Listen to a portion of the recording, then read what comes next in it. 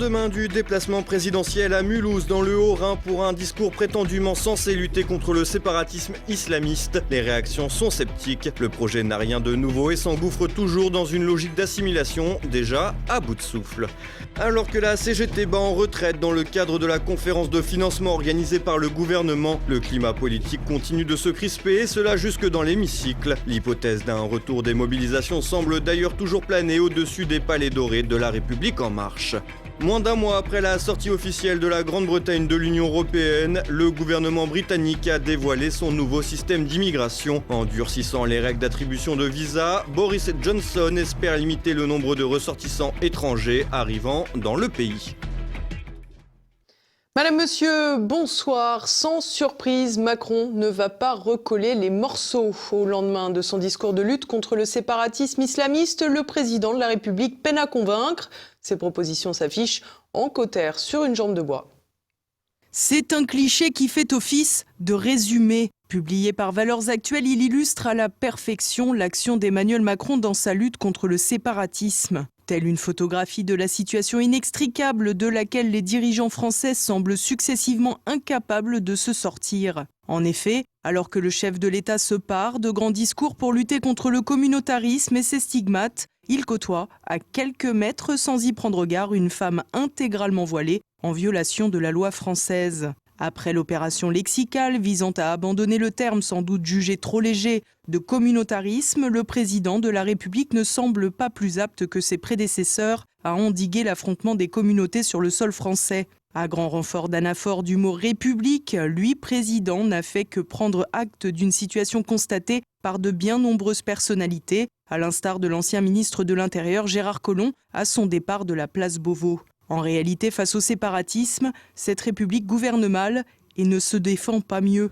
En guise d'exemple, le député européen du Rassemblement national Nicolas Bay rappelait que sur les 100 mosquées radicales recensées, seulement 7 avaient été fermées. À ce titre, on comprend également que la décision souhaitant mettre fin au financement des mosquées par des puissances étrangères a encore de beaux jours devant lui. Emmanuel Macron a fait en sorte de bien distinguer ses cibles de la communauté musulmane dans son intégralité. Pour autant, c'était bien de la gestion de l'islam en France dont il a été question pendant plus d'une heure. Point d'orgue affiché parmi les propositions, la fin des imams détachés, envoyés par d'autres pays dont la Turquie, le Maroc et l'Algérie. Si ces derniers posent le problème de ne pas toujours maîtriser la langue française, considérer que ces 300 imams sont le nœud gordien de la question du communautarisme islamiste peut prêter à sourire. En effet, ces derniers ne sont pas forcément les plus radicaux. À croire que les têtes pensantes du gouvernement n'ont pas observé les profils des terroristes islamistes de ces dernières années. La plupart avaient effectivement des papiers français et certains étaient même quelquefois des convertis de fraîche date. Autre annonce, la suppression des ELCO, des enseignants de langue étrangère désignés par le gouvernement d'autres pays et qui par définition ne sont pas soumis au contrôle de l'éducation nationale, à l'instar du programme dispensé. Une aberration à laquelle il était certes temps de mettre un terme, à plus forte raison que l'on comprend mal comment un enfant d'origine étrangère s'intégrera plus facilement en France en apprenant la langue de son pays d'origine, alors même que beaucoup la pratiquent à la maison puisque certains parents ne parlent pas non plus le français. Pour autant, le dispositif sera remplacé par le même principe après accord avec les autres pays, avec des enseignants dépendant de l'éducation nationale qui devront parler notre langue. Pour l'heure, la Turquie n'a pas souhaité se plier à la règle. Sans surprise, ces nouveaux vœux pieux à l'aube des élections municipales semblent bien maigres face au problème. Et au vu des réactions, plus personne ne semble croire en l'application de solutions viables pour mettre un terme au communautarisme. L'évacuation du régalien, désormais symptomatique du quinquennat d'Emmanuel Macron, ne fait que renforcer le sentiment que le séparatisme a de beaux jours devant lui. Et la CGT quitte la conférence de financement de la réforme des retraites. Un député de Jean-Luc Mélenchon qui s'agace contre des députés de la majorité. Si les grèves ont largement marqué le pas, le climat social reste hostile au gouvernement et laisse craindre un retour de flamme. Olivier Frère-Jacques. La discorde permanente, le quinquennat d'Emmanuel Macron semble être entré depuis 2 mois dans une nouvelle phase, cristallisant les colères de la gauche contestataire après s'être attiré les foudres de la France du quotidien, un temps symbolisé par les gilets jaunes. Le retour des syndicats et de la gauche a lui été rendu possible avec la fameuse réforme des retraites. Et si les grèves ont pris fin, usure du temps oblige, les syndicats demeurent extrêmement remontés, comme en témoigne le retrait de la CGT de la conférence de financement organisée par le gouvernement à la demande de la CFDT. Un retrait qui paraît cohérent pour la centrale qui n'entend pas discuter à la marge sur la réforme puisqu'elle a toujours exigé le retrait pur et simple du projet. C'est donc un retrait logique, mais aussi un retrait qui laisse penser que la CGT voudra relancer la grève. La conférence de financement, elle, se poursuivra et la CFDT devrait un peu plus y faire valoir ses revendications. D'autres structures, comme la CFTC, pourraient aussi en profiter pour faire passer leur message. La CGT et les autres syndicats opposés à la réforme, FO, FSU et Solidaires, mais aussi les groupuscules étudiants d'extrême gauche, se réuniront dans une conférence de financement alternative jeudi. Une sorte de contre-sommet qui, pour le coup, a tout de la mauvaise idée et devrait profiter à un entre-soi de la gauche faisant fi des oppositions pourtant très diverses à la réforme. Le gouvernement peut donc craindre un retour de la mobilisation, même s'il est toujours très compliqué de réchauffer une lutte sans un événement nouveau permettant de raviver la colère.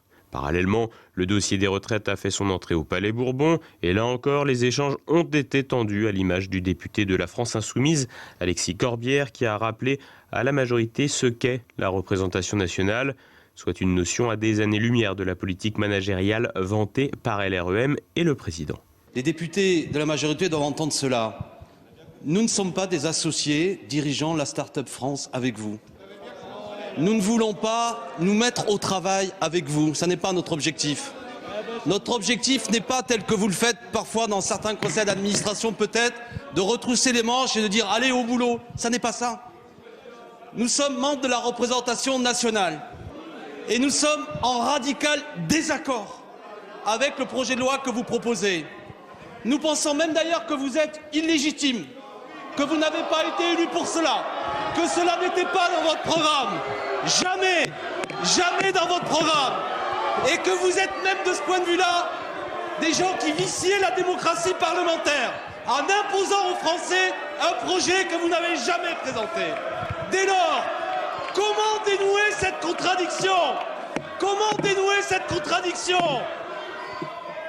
En faisant une chose que tout républicain doit faire, reconvoquer le peuple français par un référendum. Voilà ce que nous vous demandons. Vous êtes des gens brutaux, violents, qui méprisaient la République. Oui, et nous ne vous laisserons pas faire. Un discours plein d'angélisme républicain, mais qui a le mérite de ramener un peu les élus de la majorité à leur place. La demande de référendum, déjà formulée plus tôt par les communistes, fait son chemin à gauche, mais restera au niveau du slogan, le gouvernement n'ayant aucun intérêt à passer par voie référendaire pour cette réforme pas franchement populaire. Le rapport de force pourrait une nouvelle fois se reporter dans la rue avec de nouvelles manifestations et la volonté de l'intersyndicale de relancer la grève. Difficile cependant d'imaginer une issue victorieuse pour les forces syndicales de contestation dans un tel bras de fer. La Grande-Bretagne recherche des cerveaux. Mercredi, le gouvernement britannique a dévoilé le nouveau système d'immigration à points qui sera utilisé dans le Royaume-Uni post-Brexit. Le but, fermer le robinet de la main-d'œuvre étrangère peu qualifiée. Le point avec Thibaut Bastide.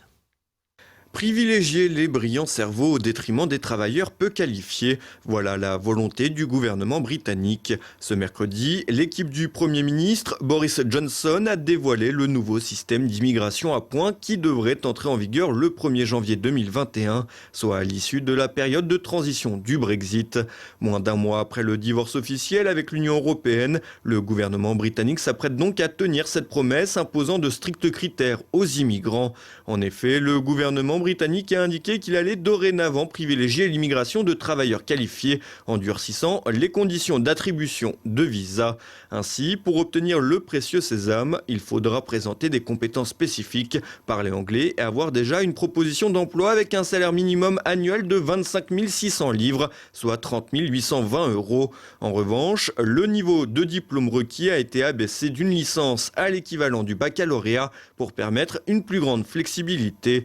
Dans le détail, la proposition du gouvernement exige que chaque travailleur étranger accumule 70 points pour pouvoir être candidat, ainsi que d'ajouter un certain nombre de points pour chaque qualification ou compétence. Le nouveau système octroie un maximum de 20 points aux candidats à la migration qui gagnent au moins 25 600 livres. 20 autres points iront à ceux qui feront preuve de compétences appropriées et 20 points de plus pour ceux qui parlent l'anglais à un niveau requis. Dans un communiqué envoyé mardi soir, le ministre de l'Intérieur, Priti Patel, Bruxelles a salué un moment historique qui met fin à la libre circulation.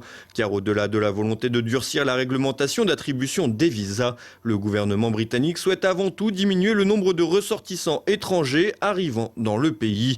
En effet, par cette démarche, le ministère estime se conformer au message clair envoyé par le peuple britannique lors du référendum de 2016 sur le Brexit et des élections législatives de décembre dernier. Le contrôle de l'immigration ayant été un des principaux sujets lors des campagnes de ces deux scrutins. D'ailleurs, cette mesure ne plaît évidemment pas à l'opposition libérale démocrate et travailliste qui estime que ces restrictions en matière d'immigration pourraient nuire aux services publics. Ces services se reposent essentiellement sur des travailleurs étrangers parfois peu rémunérés. Pour pallier ce problème, le gouvernement entend attribuer des points aux candidats à l'immigration travaillant dans des secteurs où il y a une pénurie de main-d'œuvre en Grande-Bretagne, alors que le ministère de l'Intérieur estime que 70% de la main-d'œuvre actuelle, peu qualifiée, ne répondrait pas aux nouvelles exigences. Le plan britannique pour cette fameuse immigration choisie néglige par ailleurs complètement une donnée, celle de sa natalité propre. En effet, en misant sur l'étranger plus que sur le natif, le pays changera à moyen terme de visage. Vanté pour son indépendance d'esprit pour avoir mené à bien le retour à la pleine autonomie avec le Brexit, la Grande-Bretagne, conservatrice, change en profondeur progressivement. Le nouveau système d'immigration ne fera que confirmer cette tendance.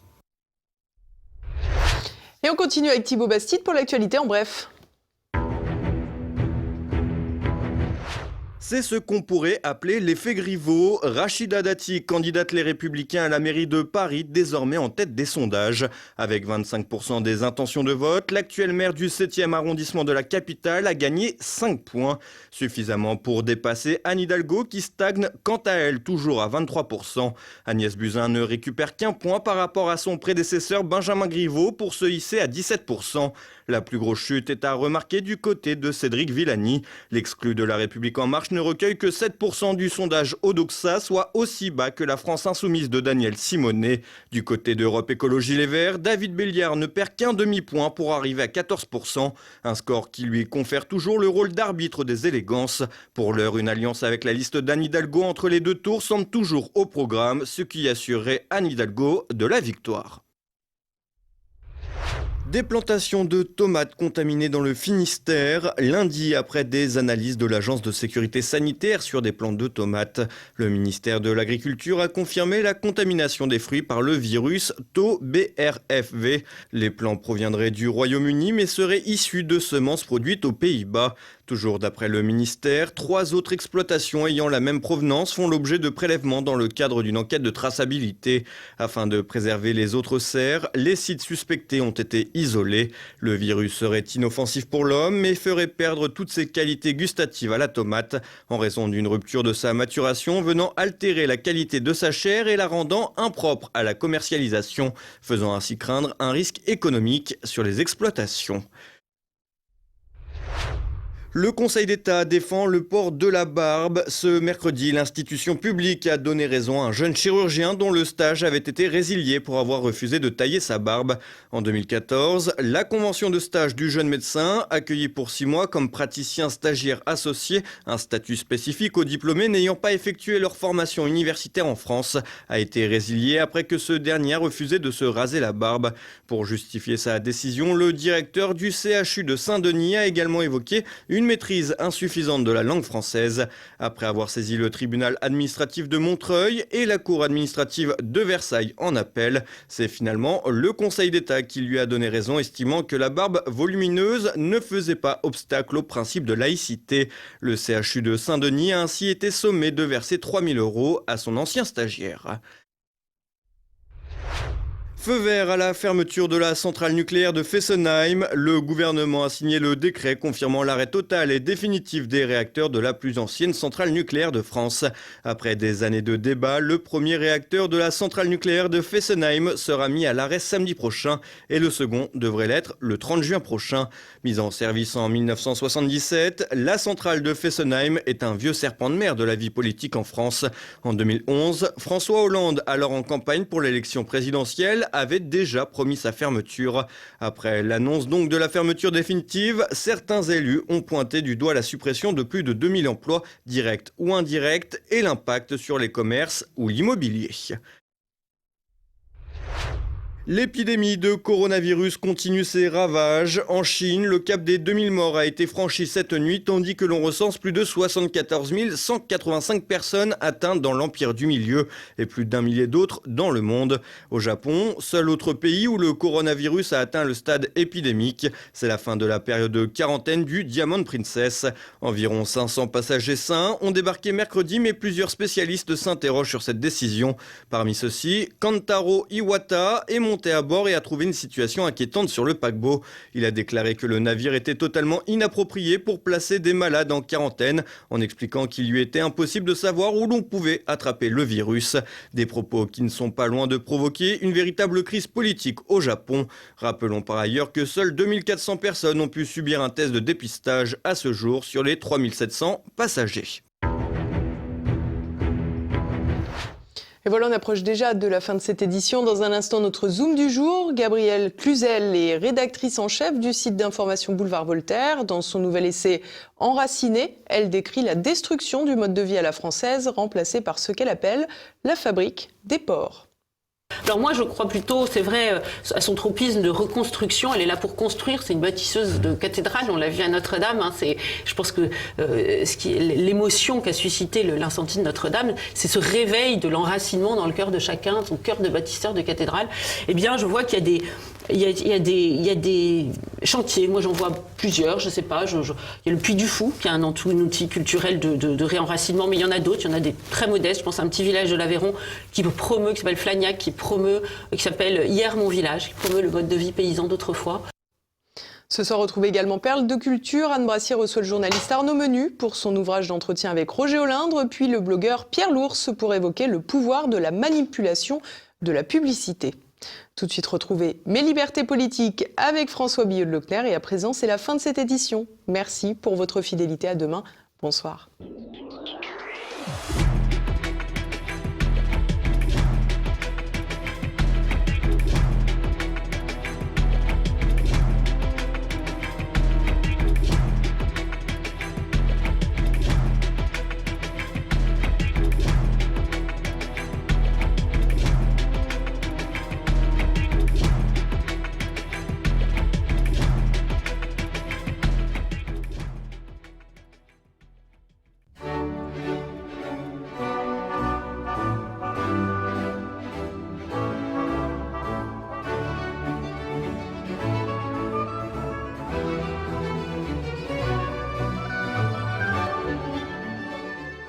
S'il existe un consensus entre tous les économistes sérieux, mais ils sont peu nombreux, avouons-le, un krach majeur se profile à l'horizon. Non, je ne parle pas du célébrissime et majestueux krach des chevaliers, construit au Moyen-Orient pendant l'héroïque épopée des croisades pour protéger les royaumes chrétiens qui s'y étaient constitués. Ce krach-là, d'ailleurs, construit il y a presque 1000 ans, a résisté à toutes les épreuves des guerres et du temps et offre encore des restes splendides. Non, je ne parle pas du krach des chevaliers, mais du krach financier qui se profile, qui, lui, ne va rien protéger du tout, mais qui, au contraire, risque de beaucoup détruire sur son passage. Revenons rapidement sur le consensus des économistes sérieux sur le krach à venir. D'un bout à l'autre de la planète, les clignotants virent au rouge.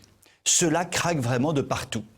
De la bourse chinoise fort mal en point, à la production industrielle allemande en forte chute, de la croissance chinoise en forte baisse, à la dette publique vertigineuse de la plupart des pays occidentaux, de la contraction des échanges commerciaux mondiaux, à la folie spéculative d'investisseurs inconscients, de la crise généralisée des budgets sociaux à l'accroissement général de la pauvreté, n'en jetez plus, la coupe est pleine, les conditions sont réunies comme jamais pour qu'un krach majeur s'abatte avec férocité sur les économies mondiales.